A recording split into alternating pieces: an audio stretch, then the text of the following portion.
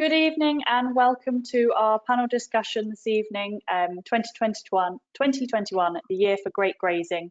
I'm Emily Collins, Knowledge Exchange Manager for AHDB Dairy, and I'm very grateful to be joined by Piers Badnall from LIC, Ben Stroud, Keith Davis and Robert Mallet, our farmer speakers. So this evening is the third in our series of panel discussions on grazing and forage to support our new resource called Forage First, which is available online and in print copy. So I'll just start with some housekeeping. So if you haven't joined before, all participants are muted, and you'll see on the panel on the right hand side, you can ask questions, please, throughout the panel throughout the webinar, and we'll cover them all at the end. All the questions will be anonymous, so you can ask whatever you would like, and if you are signed up to Dairy Pro, you can receive points by providing your name, email address and postcode. We should be finished by 8 p.m. and if you are interested, next week we'll be having a follow-up discussion which will be on Microsoft Teams with Piers Badnall to go into greater depth on the topics we've covered this evening. So if you'd like to book into that, the email kate.harris@ahdb.org.uk to book. So this evening we're going to be covering the importance of utilising grazed grass, which cows to graze, managing high yielding cows at grass, grazing residuals, the infrastructure you might need for grazing and grazing plans. I know this discussion was called Great Grazing for All Year Round Herds, and actually a couple of our farmers that they're not all year round herds at calving, but they are looking at the principles of managing higher yielding cows. So that's why I've chosen these farmers for this evening. So I will start by just handing over to Piers, who's our kind of expert speaker this evening. Piers, if you'd like to start us off on grazing principles. Okay, thank you, Emily. Thank you. Grazing expert. That's yes, that's the trick. So first of all cows can graze. What they do need is training, and I would suggest that actually the training of the people is the hardest part. So all cows can graze. I think tonight what we're talking about with my fellow panelists of the high yielding sort, and I think there's a place for grazing in the high yielding herd. But I think we need to make a distinction between a grass-based system where the vast majority of the nutrition comes from grazed grass or forage, and grass as part of the system. And what we're talking tonight about is about grass as part of the system. The fundamentals are the same, so anyone who's heard me speak before, you'll just be basically hearing the same again. But yes, I think we need to make that distinction. Why should we graze? Well, fundamentally, I think it's about getting the cow to do the work. A cow, when it's in a shed, has various amounts of costs with it. Those be feeding costs, which we generally hear about in the press, you know, whether that be 7 or 8p, 8, 9, 10, 11, 12p a litre to feed the cow inside. But also something that's not generally talked about is actually the housing costs and feeding costs. So once that cow is outside, she's feeding herself, she can lie down where she likes, and also she's spreading her own muck and manure. So there's quite a bit of cost there to come out. That's one of the main reasons. I think also quite a few of the contracts now are stipulating people should graze, and some of them are sort of suggesting that grazing should become part of the system. Now, that's not for me to say whether that's right or wrong. I'm not here to talk about that. But if that's the way that the contracts are going, then I think we need to be prepared for that. And actually, we can make the most of it, and we can make some money out of it. So I don't see it as a threat to the industry. I think it's a bonus actually. And actually, some of the our customers they have a perception that cows do graze. So I think that's part of it. It's also we're extremely lucky. In that we live in a temperate climate, and it's about our competitive advantage. There are not many places in the world that you can grow forage and grass and grazed grass, etc., so well as we can. So it's our competitive advantage. And as we are now we Brexited, then really, we need everything going for us. I think the big question though is if you want to do this is about training the cow, and it's about training the people that manage that cow. I'd also say only ever do it if you want to do it. And between the training of the cow and the person, I think the cow's the easiest to train out of the lot. The cow will learn in 2 or 3 days if it's approached well. There's quality in grazing, but only quality if we manage it well. The picture of this heifer here, just as an example of training, this was from a high-yielding herd, and I went, I think it was summer of 2012, it was the summer it rained all summer. I went to see the herd manager there for about something else, and he said, come and have a look. And unfortunately, I didn't get loads of photos about it, but we went around the corner into this paddock, and way to the left of the heifer there, there's a bit of a wood and there's some high hedges, and the rest of the herd was sort of up underneath this hedge, taking shelter from the rain and the wind, etc. However, all the heifers were out grazing right in the middle, just head down grazing like this heifer. And the reason that was because those heifers have been outwintered on deferred grass. They'd never seen a shed, they'd never seen a feed trough. So it just shows you with training, cows can do it. You don't have to do that with a heifer, but if you have heifers out and they're trained to grazing, it makes life so much easier. So out of the two, it's the people and the cow, and the people are the harder to train. And as I said, if you want to do it, you'll make it work. The next slide, please. The cow and the ryegrass plant. Well-managed grazed grass will be 12 plus ME all season, and that's basically all year. And dry matter will vary between 15 and 25, and crude protein is 20 to 30%. Forage for knowledge has been going since 2009, and that data shows that. So there is quality there. We need to manage it well to maintain that quality. Because if you don't manage it well, those figures will deteriorate. And also, the beauty of grass is that actually, by managing it well to drive quality, you actually drive quantity as well. So first of all, we need to put the right stuff in front of her and the right amount. So the cow, what is a grazing cow? To me, a herd under sort of 8,500 litres, when there's grass, plentiful grass enough of them, grass and concentrate will do everything that cow requires, as long as we put the right amount in front of her. We also need to make sure that we know exactly how much she is eating. If we think she's eating 15 kilos and she's actually eating 10, she will lose body condition, especially the more Holstein type cow.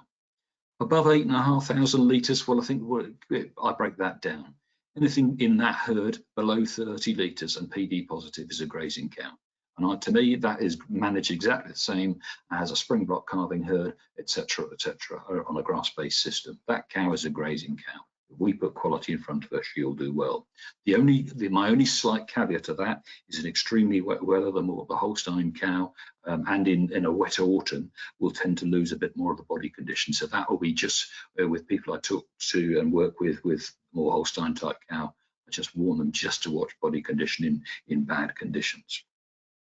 So the cow that's above 30 litres and not in calf yet, I don't think we can expect her to do a great deal from grass. I think if the weather conditions are really well, the maximum you could expect was for her to be going out for a few hours and probably 4 or 5 kilos of dry matter. But really, I think we need to work on these 30 litres and less and PD positive. They're the real organ grinders of the grazing system. And once you're happy with that and progressed and that's working well, maybe that's where you then start to look to just take some grass into the diet, those higher yielding cows. What production can you expect? Well, fundamentally, it's basically all energy. And if a cow eats 16, 17 kilos of grass dry matter, then 600, 650 kilos, we're looking at 25 litres. We might add a bit of concentrate into that, but fundamentally she's limited to about 17, 18 kilos of dry matter a day on grass. That's as much as she can, that's just down to bite rate, etc. But from that, we could certainly look at 25 litres and slightly higher with some concentrate as well. And that 25 litres would probably be feeding 2 to 3, maybe 4 kilos of concentrate. But I think there you start with a slightly higher level of concentrate, and then you challenge yourself coming down just slightly, and do that challenge during the drier weather. Now I put here forage first guide. If you look in that guide, page 25 to 26 goes through how you calculate how much energy a cow requires. It's quite simple. Mathematics is done on 10% of a body weight plus 10 will give you the megajoules of energy required for maintenance, and there's a chart on the fat and protein levels in the milk, etc. So actually you can work out what your cow requires in energy, and then it's a simple calculation: how much are you feeding her? She can eat up to 17 or 18 kilos of grass dry matter on a good day. How much does that give you? Grass will be 12 ME at 2.5 to 3 leaves, so actually you can work that through. Protein's never limiting, 20 to 30% crude protein in the grass diet, so that's not limiting. Forage for Knowledge is another weekly email that comes out from AHDB, which will go through the quality and the growth all around the country, so and tips and guides on that. So really, that's where I would expect if they're getting less, if they're on 10 kilos of grass, then it'll be maintenance plus 5, 6, 7 or 8, 9 litres like that. Work it out yourself. It's quite simple. And actually on this, I think that's questions for the panel later. I'm giving you the technical brief. They're the people that are actually doing it, so they'll give you the answers then. Okay, Emily, thanks. Next slide, please. So what are the drivers of success? I think the first thing, you've got to want to do it. You've got to want to make it work. If you want to make it work, it will work. Previously in my previous career, I've come across people who are very skeptical, and if you're skeptical, you can prove it doesn't work. I also think that you need to be very careful. There's a lot of grazing misinformation out there that's generally derived from people's ignorance on what can be achieved at grass. If you don't manage your grass well, you won't get the results I've talked about, but it's manageable and it's achievable. You need to measure. I think it's highly important to measure, to know actually how much grass that cow is eating. As I said earlier, if you think she's eating 15 and she's eating 10, then on the more Holstein type cow, well, not only will you lose milk, but you'll also lose body condition. So hence the plate meter. That does exactly what does the weigh scales on the forage wagon does. It's extremely much cheaper. It's all about rotation grazing and no buffer. Buffer is an absolute enemy of good grazing management, unless you're shorter grass. We've just come through a very cold spring, and therefore, yes, we've had to supplement cows. I'm not talking about starving cows, but they've got to have an edge of appetite. But if you buffer feed a cow, then she'll go out and she'll just turn her nose up, she'll lie down. If she doesn't graze well, you won't get good quality in subsequent rounds. So no buffer. I think I've highlighted the next three in bold because I think this is where we're really getting to the nuggets of success and how to make it work. The cow has got to have an edge of appetite. That's not starving her. She's not starved, but that is, if she's in at night, for example, and going out just during the day, then her trough has got to be empty before milking. So when she goes out, she's concentrating on what she's got to do. Then she spends a couple of hours with her head down grazing hard. Residuals, absolute crucial, good as low as you can get. The aim is 3.5 to 4 centimeters, and anywhere approaching that is good and even. So that actually everything is eaten off. So actually all regrowth is fresh. So next round you've got quality and quantity. If you leave bits and pieces, the quality will drop over subsequent rounds.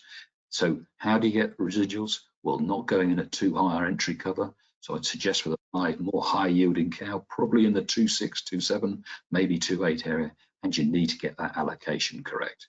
If you're allocating for 15, or you want her to eat 15 kilos and you give her 20, then she will leave stuff behind. She will pick and choose, and what she's got to do is basically eat the lot. So therefore, if she picks and chooses, you can get a good residual. One of the key fundamentals I heard a really good grass farmer say was that if you have that correct average cover all season, by default, you will do well. You will have quality and you will have quantity. So average cover is basically, if your top cover is at 2,800 and your bottom is at 1,500, then that midpoint there is about 2,150. So fundamentally, if you keep your covers between average cover at about 2,1, 2,2 all season and hit residuals, by default, you'll do well. Now, average cover, you can control that. What you can't control is growth rate. So that's beyond your control, but what you can control definitely is demand. If you can control demand, you can control your average cover. What I mean by demand is, let's say you've got on your grazing area, you have 3 cows per hectare as a stocking rate. If those cows are eating 15 kilos of grass a day, that's 45 kilos a day they're eating off your grazing platform. If they're eating 45 and your growth rate is 55, that means your average cover is rising by 10 every single day. And the more that goes, the quicker it can get out of hand. So it's about matching that growth and demand. With an all year round calving herd, with cows coming into the grazing group, potentially that demand is actually can match growth a lot easier than it can in a block calving system. So that's about understanding that, using that demand to manage your average cover. The high yielding herd can graze, they can do a really good job. What our part of the bargain is to put quality in front of them, and their part of the bargain is to eat. Thank you. Thank you, Piers. Sorry about my screen dancing around. Just, you mentioned the use of a plate meter. Can you still graze without using a plate meter, and is it worth the investment and time if people are only grazing low yielding cows? My view on that is you'd never feed a TMR herd without using the weigh scales on the feeder wagon or some form of understanding that. Why on earth would you manage without it?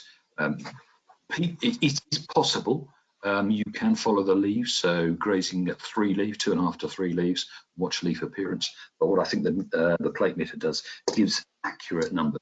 And actually trying to maintain average cover all season and maintain it well is difficult if you don't use a plate meter. The plate meter doesn't lie, it gives you numbers as long as you use it correctly.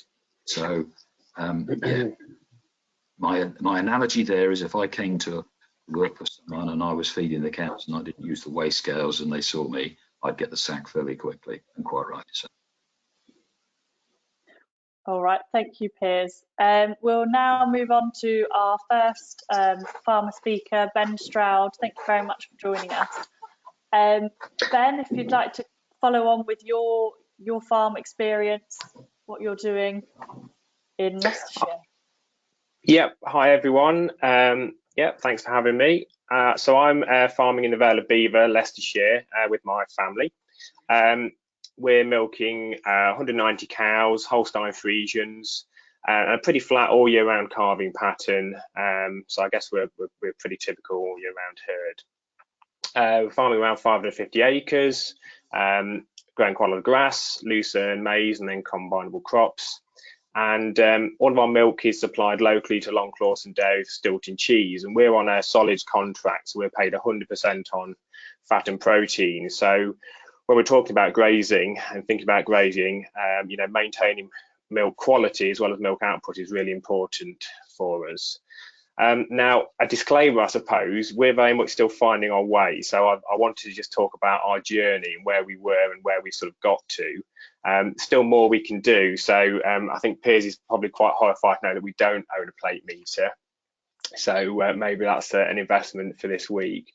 And I was trying to sort of describe what kind of herd and what kind of system we were with the panel when we were chatting before. And I said, you know, what do you call those sort of herds that are sort of following the New Zealand system and all the cows eat grass and all the rest of it? And somebody said a professional grazer. So we don't perhaps fit into that category at the moment, but we have made a lot of progress with utilising grass better. So yeah, so I'll chat about our journey. So next slide, please.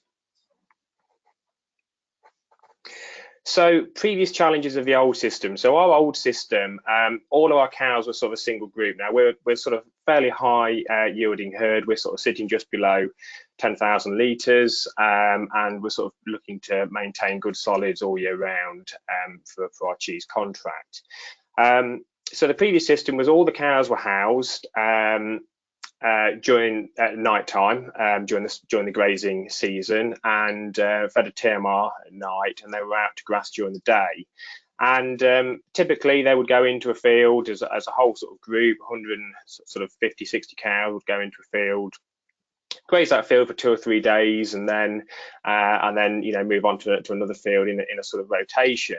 And the challenges that we faced with that was, the biggest challenge was underutilization of grass, because typically the cows would go in, eat the best of the field in the first day, and then they'd start leaving TMR that night, and then the following day, you know, they'd sort of, you'd cut the TMR back, and then they'd eat less grass the second day because they'd ate the best the first day, and then they'd perhaps clean up the TMR, and then the third day they'd go into the field and go, well, we don't want to be in this field because we've ate the best of grass and we don't want to eat that old grass, and then they'd come in, they'd be really hungry. So balancing feed requirements was a real challenge. Grass sometimes was too mature when they were going in, too high cover, and they were getting poor residuals, which would result in a lot of topping. So that was, you know, a challenge as well. And whilst we're sort of trying to balance feed requirements, we're always trying to maintain that milk output. So if you've got a spell of sort of poor weather, wet weather, then you know, as Piers has said, you know, that can be a challenge with high yielding cows. So you know, that was a sort of a knock-on effect. And then feed cost and availability was a challenge. So you know, by feeding the cows quite heavy down the trough all year round, and in the summertime our feed costs were perhaps higher than what they should have been, and availability as well, because we're reliant on having a lot of clamped silage and clamped whole crop during the summer months. If we were running short, we might end up buying in sort of byproduct feeds, and you know, you sort of got availability of those, and you know, availability of our own foragers, which can be a challenge. And managing the cows as a single group on an all year round herd is in itself challenging, because they've got different nutritional requirements depending on what stage they are during the lactation. Fresh cows have obviously got very different nutritional requirements to late lactation cows. So, you know, that then can have a knock-on effect with fertility and you know, other issues as well. So lots of challenges, and that's where we were sort of 5 years ago, before we started this journey of trying to maximize what we're doing with grass. So next slide, please. So yeah, our journey and where we sort of got to now. So we now run the herd during the grazing season as 3 separate groups. We have our fresh group, which typically will only stay in that group just sort of 14, 20 days in milk. We just, once they've calved in, we keep them housed day and night on TMR, make sure they're you know, they're going well, and then they move into our high group. Our high group are housed at night, still fed at TMR, and then they're out at grass during the day. And then we've got our low group, which are out at grass day and night. They get a little bit of concentrate in the parlour, but not a lot. And as sort of Piers has highlighted, our sort of criteria for the lows is in calf, below 30 litres, late lactation is how we generally select those cows. And how many cows we have in the lows will depend on grazing availability as well, and you know, milk quality. So we'll sort of adjust the size of the high and the low group through the season. So we're making the most of grass, but we're sort of protecting that milk sort of quality and quantity. So the next thing that we did as part of this journey was to start to split our fields into smaller paddocks. So we've got quite a few big fields, sort of 8-9 acre fields. We've even got some fields that sort of 22, 23 acres that we've now tend to split into smaller paddocks, and sometimes we'll take a first or second cut off those bigger fields, and then they'll join the grazing platform. So we'll sort of do a bit of work and make those so we can graze in smaller paddocks and put water in those to benefit from that extra ground later on in the season. We utilise strip grazing quite a bit, and we find that's really flexible in order to allocate the sort of as close as we can the exact right amount of fresh grass to each group, the lows or the highs, every day. So each group gets fresh grass every day, and you know, on the bigger paddocks, we'll use strip grazing to achieve that. Regular reseeding is something we've undertaken in the last 5 years. So we've pretty much reseeded the whole of the grazing platform, and we now reseed on a sort of regular rotation basis. And you know, having the right sort of grass for the cows has really helped make sure that we sort of hit those residuals, and you know, we're making the best out of it. Something we'll go into a little bit more detail is how I sort of plan grazing. As I said, I don't own a plate meter, but I do plan our grazing really carefully, and we'll look at that in a minute. And for the highs, you know, the sort of the TMR they get at night, we plan that as well. So we're sort of hitting that balance and making sure the cows are going out with appetite, and therefore, eating grass, but protecting that milk quality and quantity as well. So the other things that we've done in the last 5 years are sort of fairly standard for people who want to make more of grass. We've done a lot more with fencing, adding water and roadways as well. No huge investments, just each year just do a little bit more, and that's worked really well for us. And doing all of these things has extended our grazing season, so we're able to get the cows out a little bit earlier. We normally turn the lows out first, then the highs, a little bit after that, once sort of weather conditions are suitable, and then at the other end of the grazing season, the highs will come in first, and then we'll keep the lows out as long as we can, without making a big mess, really. Next slide, please. So tools that I use, there's two key things that I use to sort of manage our grazing. One is a free mapping app that I use on my phone to basically measure how much grass I'm allocating to the cows every day. So I don't use a plate meter, so I'm visually assessing grass, and aiming to sort of put cows in at sort of 2.5, 2.6, 2.7, and then aim for the sort of same residuals as you would if you were using a plate meter. And I allocate based on an area every day, depending on the number of cows in each group, and it just enables me to know how long a particular block is going to last for, and just makes it easy when we're doing split strip grazing as well. So really useful tool, and there's quite a few free apps out there that enable you to do that. Next slide, please. So this is my sort of grazing plan. It's an Excel template that I found online, and on the left-hand side, we've got we've got some of our fields. It's quite a long list, but all of my fields are in there, including fields that we take silage cuts off. And then it's basically a calendar, and each colour represents a group. So on this particular example, the lows are in yellow, and the highs are in red. And also a plan how long they're going to be in each field, and then the green bar at the bottom, if I'm taking a silage cut, then I'll kind of block out that period in green, and then I can sort of budget when that's going to come back into the grazing platform. And I'll typically update this once a week, so as I'm going around moving cows between different fields and setting up strip grazing, I'm keeping an eye on growth rates and thinking, if the grass is getting a bit ahead of ourselves, then we'll shut something up and take a cut of silage from it. Or if we're the other way and things are a bit tight, then we can either look at increasing the TMR for the highs, or adding some other fields into the grazing platform. So next slide, please. So in summary, I'm sort of saying pick and mix to find a system that works for you. So when I first started to want to utilize grass better, we looked at sort of things like a New Zealand style system where people have sort of got a different breed of cow to what we've got, and you're thinking, do we need to what do we need to do? Do we need to do something quite drastic? And what we've actually found is by sort of picking and mixing the things that do work for us and experimenting a little bit, we've kind of built a system that that we feel has enabled us to maximize what we're doing with grass. We didn't make any big changes or massive investment overnight, no huge expenses, but altogether the things that we have done has delivered really massive gains for us.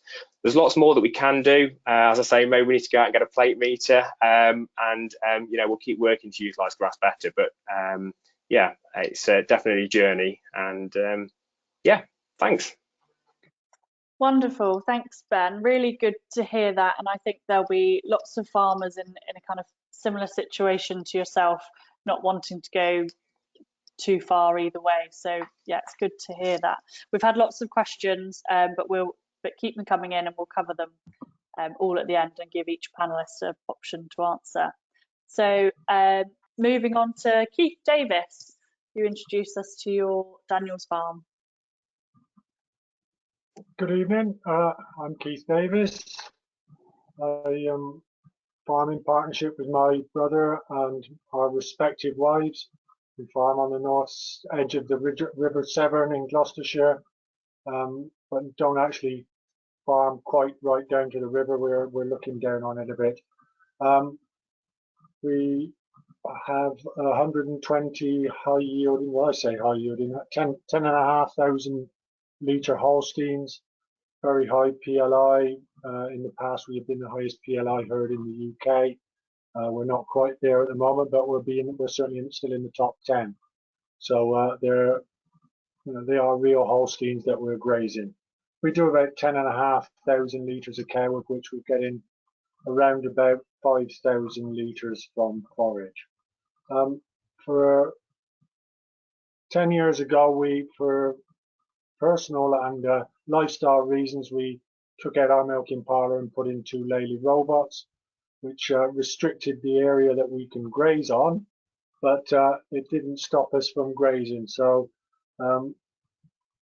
the farm is split by a road, not a busy road, but with robots. You can't send cows across a lane in the middle of the day, backwards and forwards, unless you put a zebra crossing in, of course. Next slide, please. So we graze. We've got a 12-hectare grazing block for 120 cows. So that's an easy sum. That's 10 cows to the hectare on our grazing block. So it's very heavily stocked. So we have to buffer feed every day of the year. We're buffer feeding, or obviously during the winter we're fully feeding. The 12 hectares is split up into paddocks. The paddocks will be 1 to 2 day paddocks.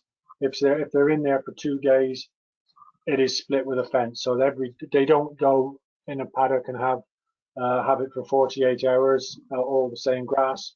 It will be split in 2, so as they only get two breaks in 24 hours.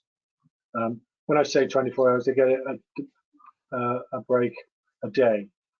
Because they are so heavily stocked, actually they only got, and we're milking with robots, they actually only go out grazing between 2 and 4 hours a day. Basically, in the morning, we turn up, open the door, let the cows out, actually shut them out of the sheds for 2 to 4 hours, depending on weather conditions, cows' attitude, time of year as well, because we are, as Emily said, we are actually an autumn block calving herd, so that sort of makes it easy. We don't have to split them into groups, into what cows go where. So basically, when it comes down to grazing in the spring, everything that's going to be in calf is in calf, because we don't, the yields we're looking for, we don't look to get cows that we're trying to get in calf and graze at the same time. We know that would be asking far too much of them. So actually what we're doing is turning it in the spring, everything goes out, we start grazing roughly March the 1st, depending on ground conditions, because even though we are up a bit from the river, actually our land is fairly wet land. So if it's a wet spring, we'll be a little bit later, but this year we were out, I think, the 10th of March, which is still fairly good, really. Well, I think anyhow.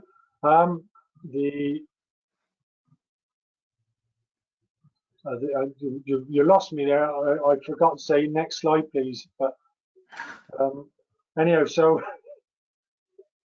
we only graze covers that are very much what Piers has said. We make it very easy for the cows, so therefore they're only grazed. We only ask them to graze covers that are 2.6, 2.7. We never go into a cover that's over 3,000 because we know we're going to end up with a poor residual. But if we do, for any reason at all, end up with poor residuals, we don't ask those cows to correct that problem. The residuals will be cured with a mower. Either that paddock will be set up for silage next time or topped. We don't often top, but if it might be topped, or we'll do if we've got some dry cows around, we'll use dry cows to sort the problem out. actually from grazing, as a figure, we were actually getting about 1,500 litres per cow from grazing, which doesn't sound an awful lot, but actually when you look at it on a per hectare basis, we're probably getting about 12,500 litres from grazed grass on those on our grazing platform. Next slide, please. Because of the heavy stocking rate, we can only get about between 4 and 5 kilograms of dry matter of grazing into our cows on a daily basis, because that's all we've got. So they're actually, that devil that Piers said you couldn't work with, they are buffer fed on a daily basis, and it actually is the majority of their diet is buffer fed.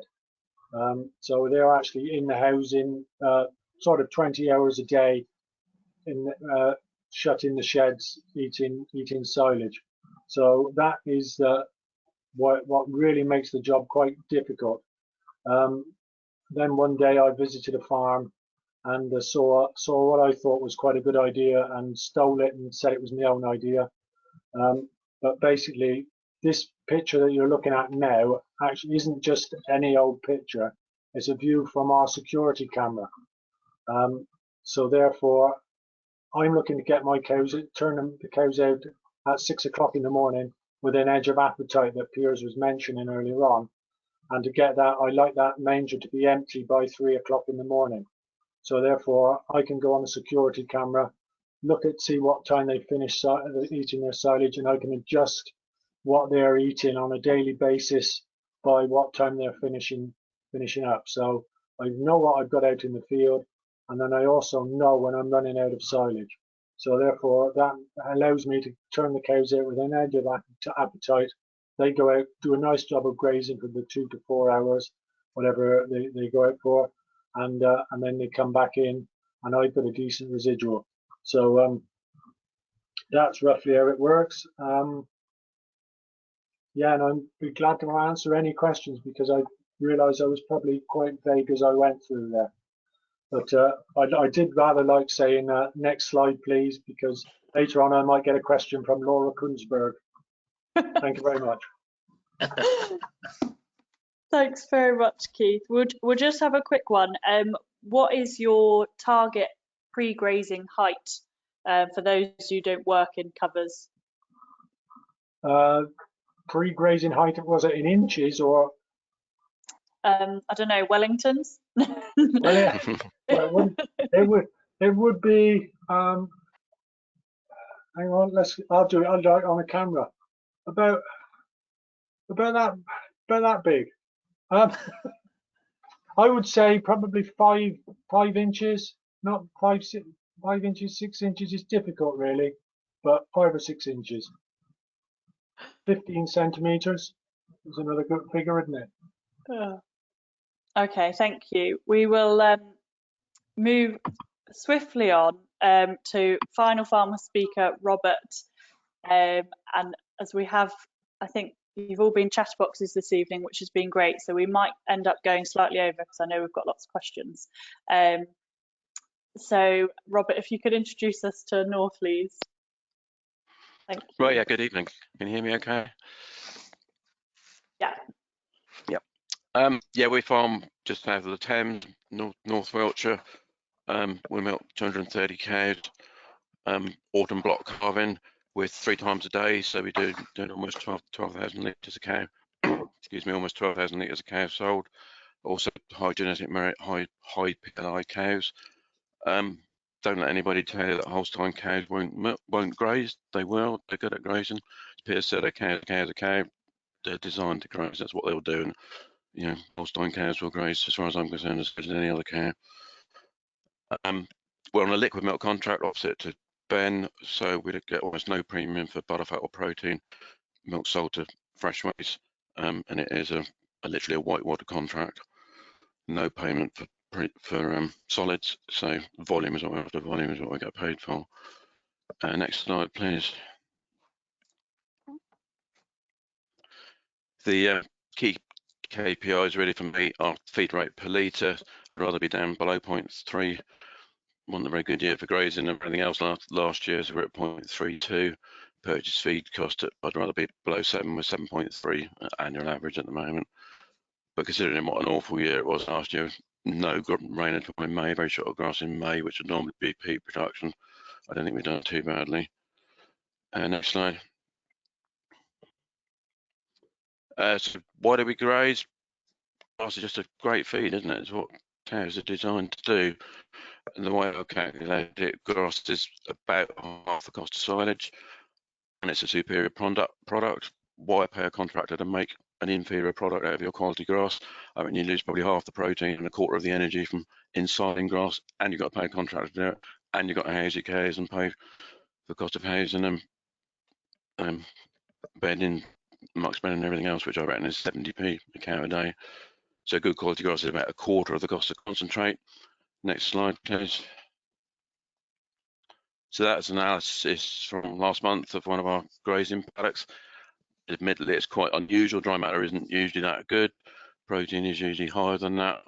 But look at that ME, 12.7 ME. If you bought a concentrate with that, it would cost you £250 a tonne for a concentrate like that. That I reckon is probably as grazed grass is costing you £50 a tonne in dry matter. So why not make use of it? How to do it? We treat TMR, treat grass as a TMR, basically. So for an example, in the winter, we're feeding got a group 130 cows doing 40 odd litres. Once we got some grass available, we will turn them out for a third of the day between 2 milkings, and we will literally cut out a third of their TMRs, so they will be forced to eat a third of the intake from grazing. I mean, that's down to us to give them good enough quality grazing, make sure that they can get that intake and maintain the quality. And I'm not too worried. Keith was talking about and run out of feed at 3 o'clock in the morning. I'm not worried if they run out by midnight. They're milked at 5, go out to grass at 6. They can make up that intake they need. As everybody's been saying, they need an edge to their appetite. There's no good filling them up with TMR and then expecting them to go and graze. They need an edge to their appetite to go and graze. They've got to work that bit harder for it than they have for a TMR. We don't always get it right. We just do everything we can to maximise their intake. Next slide, please. That's just a map of our grazing paddocks over the years. We've been grazing fairly intensively for probably 8, 9 years now. Over the years, we've split the farm up into about 38 paddocks, which are around about a hectare each, 1.1 hectares, 3 acres or so each. We've got a reasonably good network of tracks, not to every field, but hard tracks to the majority of the paddocks. They've all got water troughs, and they're not much more than 100 metres wide, so we can split them down quite comfortably, quite easily. 7 posts, 100 metres of wire on a quick reel. We can move it in 5 or 7 minutes or so. So we can split paddocks down into 3 or 4 if we need to, and make sure that every time cows go out, they've got fresh grazing in front of them, which is important to stimulate their appetite. Next one is the AgriNet. If anybody is typically thinking about grazing, I would recommend using AgriNet. It just gives you the information you need to manage your system. The 2 highlighted spots there are daily growth. That's this week's, which is 47 kilos of dry matter a day per hectare, and the demand is 77. That is really what you're aiming for, to be that close. If just by chance it happened to work out pretty much spot on this week, because growth has rapidly taken off. We were 50 last week, 75 this week, hopefully 100 this coming week. We're taking the opportunity to put a lot more maize out. The calves have gone out today, and the mid-yielding group are out. Day and night now, so out for 2/3 of their day. So we're looking for 14 kilos of grazed grass intake from them, and 14 from the low yielding group, which are also out 2/3 of the day. They're so in a little bit of buffer feed. And next one, just to say, pre-mowing is one of the tools that we use. It works really well for us. We just use a simple little disc mower. It's not usually more than an acre or so a day that we have to mow. We mow it off, and next slide, the cows will clear up. They won't eat 100% of what you pre-mow, but it will get you out of trouble, especially June when grass starts wanting to put a seed head up. We mow it off, reset it, takes all the dung pats out. It's a much better solution than topping and weighting it.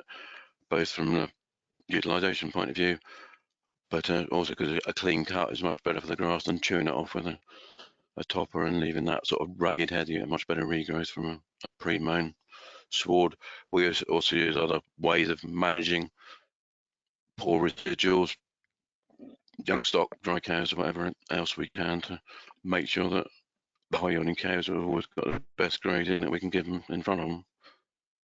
Next one, I think that's we don't always get it right. That was heifers grazing in March this year. Then quite a mess, but that paddock skipped the grazing, but it's come back as 46, 47 days now since we last grazed it there in March, and it is coming back surprisingly to a reasonable grazing. It is not perfect. If you can get away with that once on a paddock, probably not twice. You don't want to do it again. And there you go. That's what we're aiming for: cows grazing a good quality sward. Well, thank you, Robert, very much. I think everyone will agree that's really interesting to hear from 3 different farm speakers, not all doing the same thing, but all managing their grass successfully for yourselves. So I've got a lot of questions come in, so sorry, I will be looking down just to see what's been coming in. We'll start with hearing from each of you. Robert, you could start. What is your driver to be grazing? Is it due to your contract requirements or your kind of cost savings and bottom line fundamentally? No contract restrictions at all. It's one of the good points of Freshways. They're not really worried what happens in the milk. What is milk is milk as far as Freshways are concerned. So we're not restricted by any of the things that some of the other buyers that pay more money are.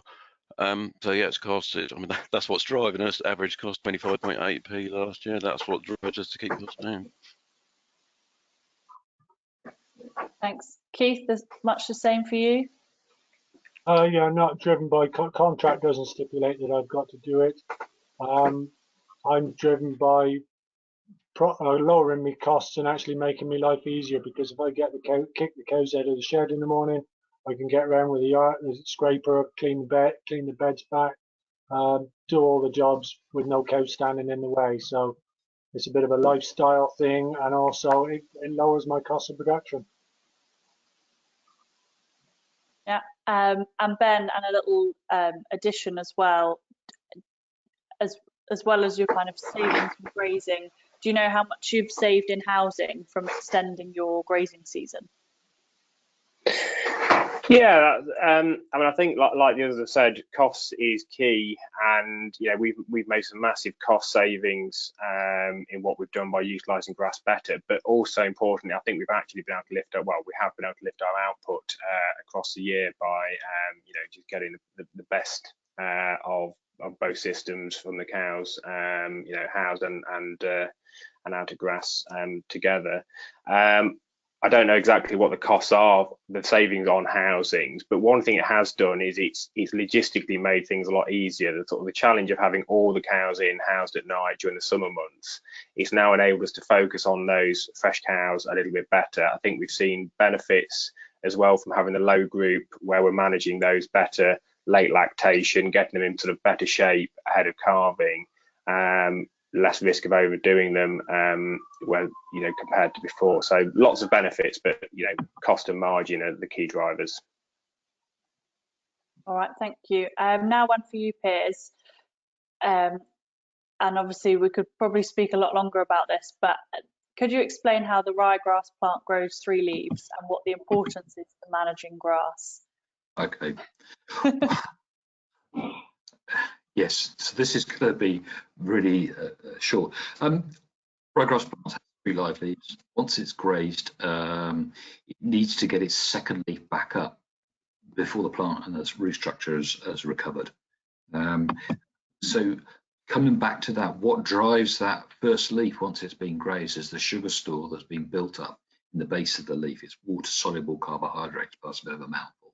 So it's basically a sugar store that's built up. That builds up in the time from its graze all the way through to the second leaf coming up. At the point that the second leaf has appeared, the plant has basically recovered from the physiological hit of being grazed, and also the roots have. So if you don't rotationally graze and you keep going back, you keep hitting that plant, and you'll never get the full yield. The first leaf that grows is always the smallest. The second is slightly bigger, and the third is the biggest. And percentage terms, the first leaf is about 15% of yield, the second leaf is about 40%, and the third leaf is 45%.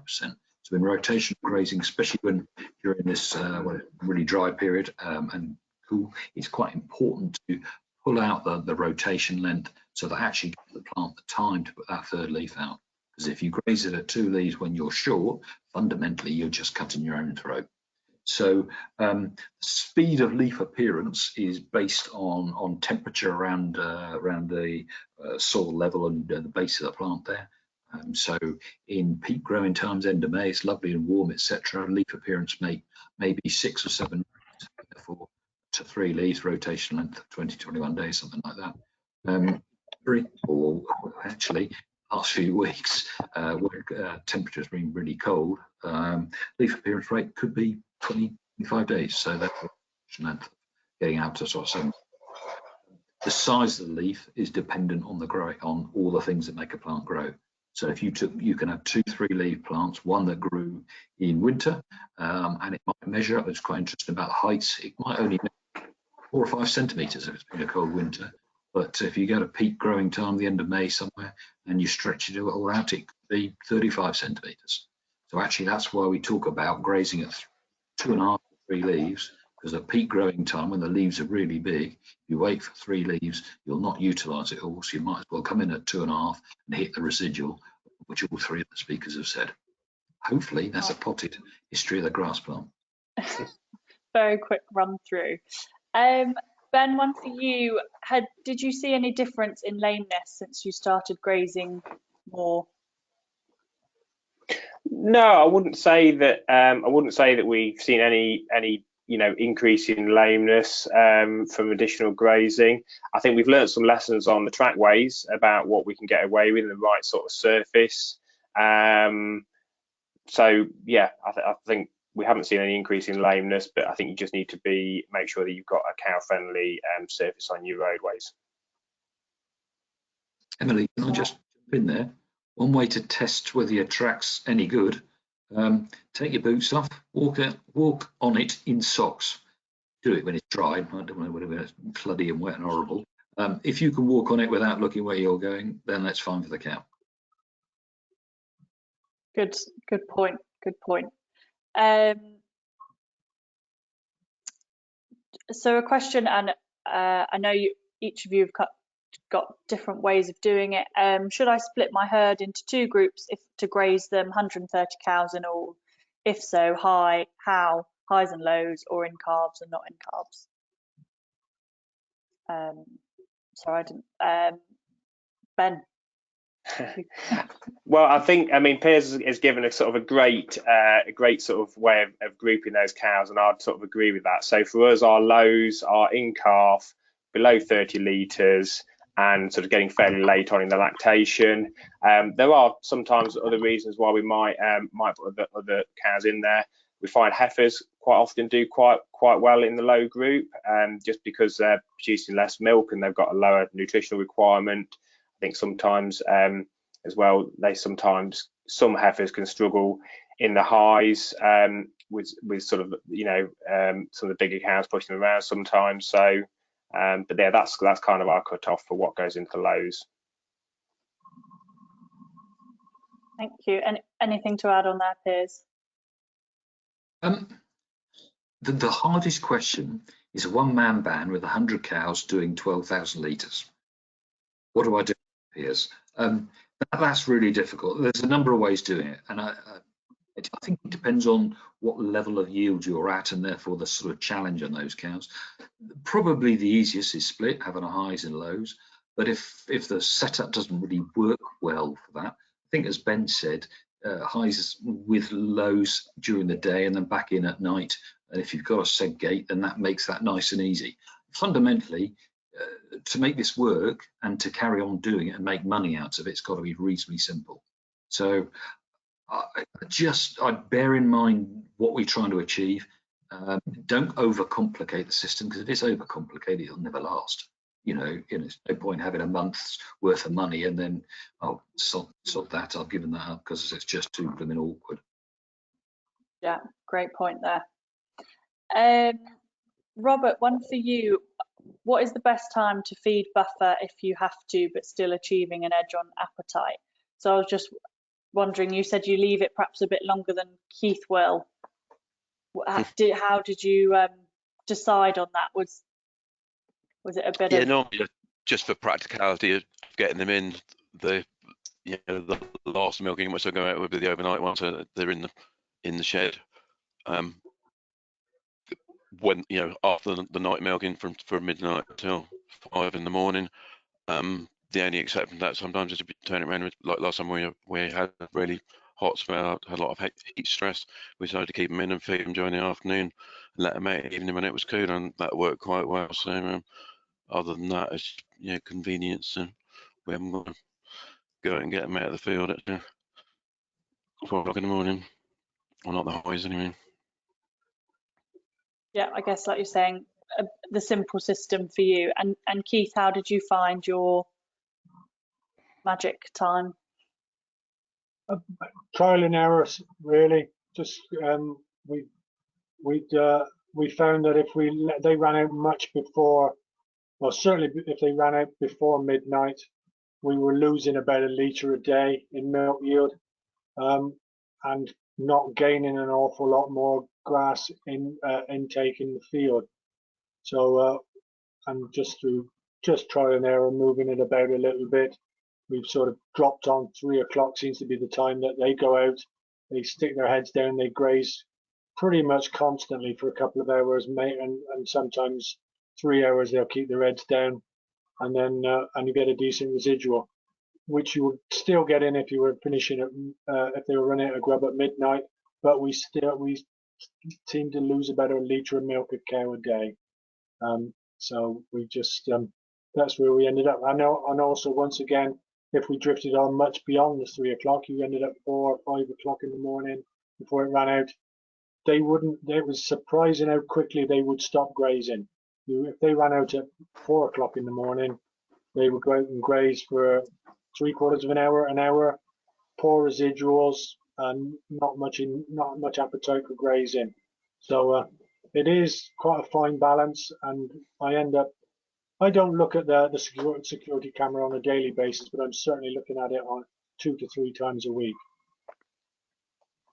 All right, thank you. And then another question we had was, how do you overcome the problem of acidosis or low fibre turnout without buffer feeding?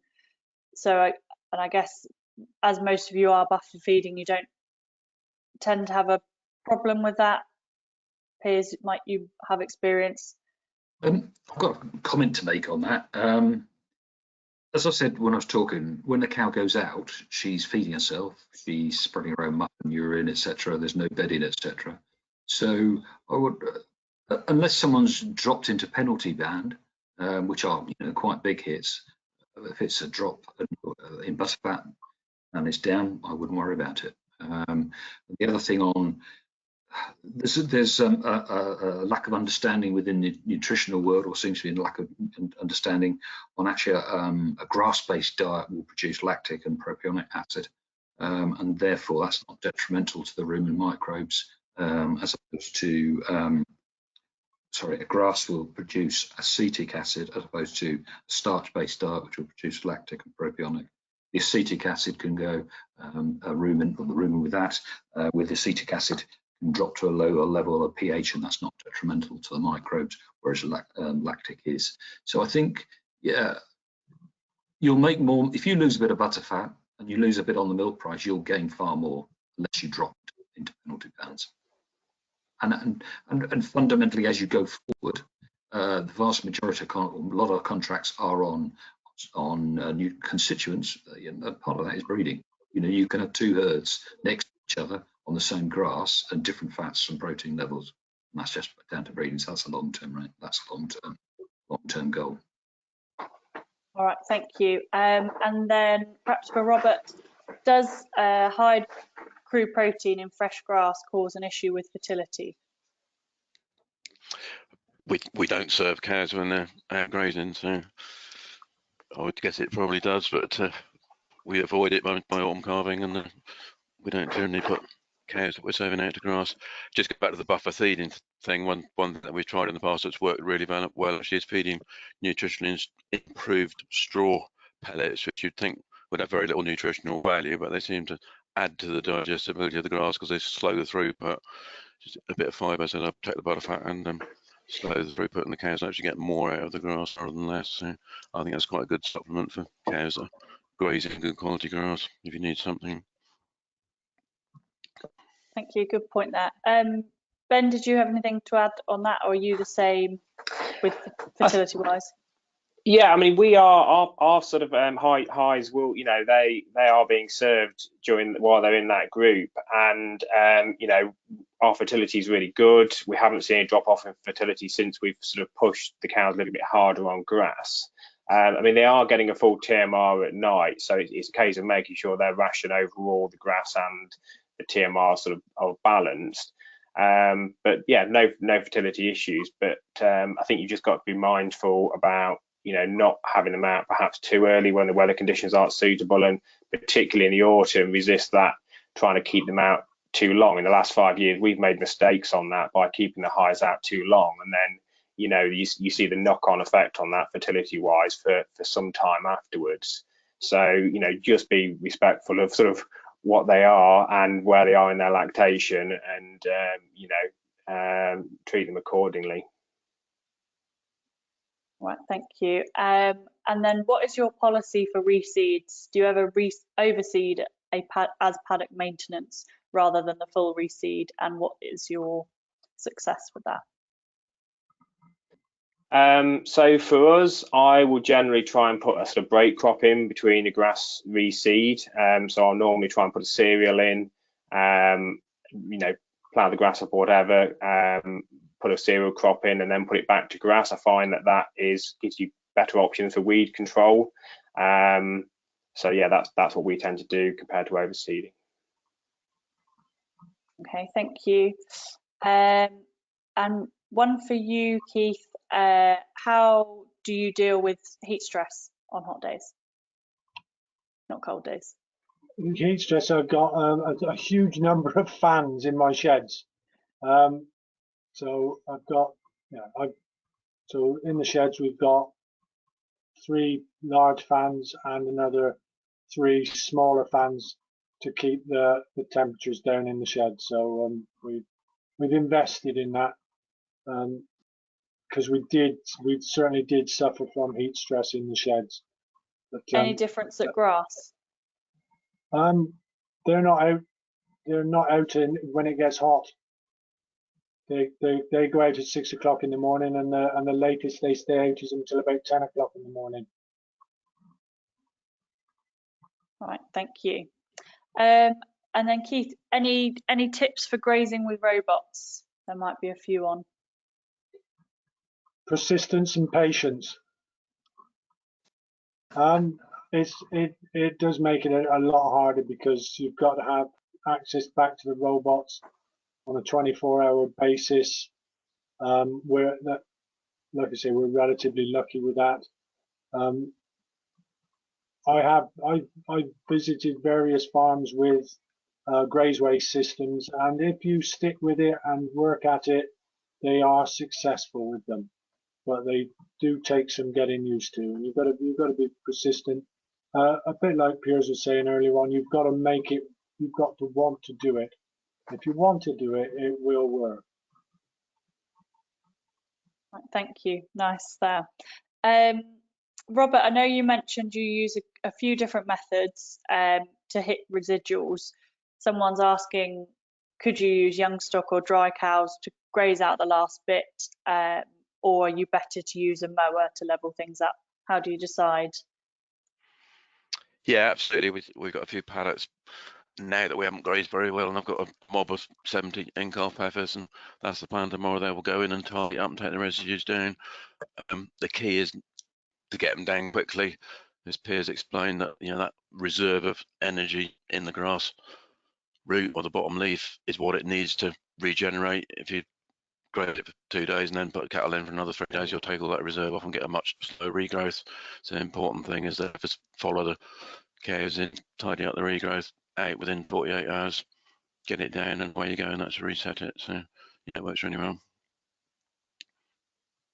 All right, thank you. And then any just final top tip for someone starting out in their grazing journey?